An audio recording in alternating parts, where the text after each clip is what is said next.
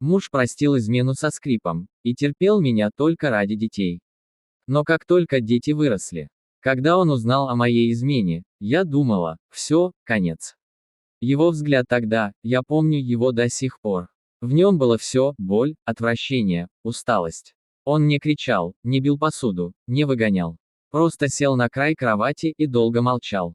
А потом тихо сказал: «Останься, ради детей». С тех пор между нами была стена. Мы жили под одной крышей, но как чужие. Он приходил с работы, ужинал молча, играл с детьми, а потом ложился спать, отворачиваясь к стене. А я лежала рядом и чувствовала, как растет пустота. Годы шли, дети подрастали, и я надеялась, что со временем он смягчится, простит, но нет. Он просто ждал, ждал, когда они вырастут.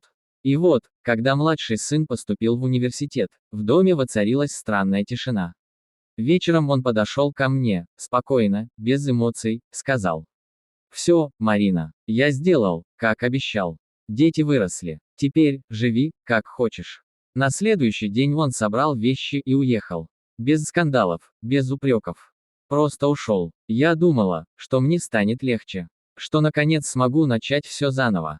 Но теперь каждое утро я просыпаюсь и ловлю себя на мысли, мне не хватает даже его молчания.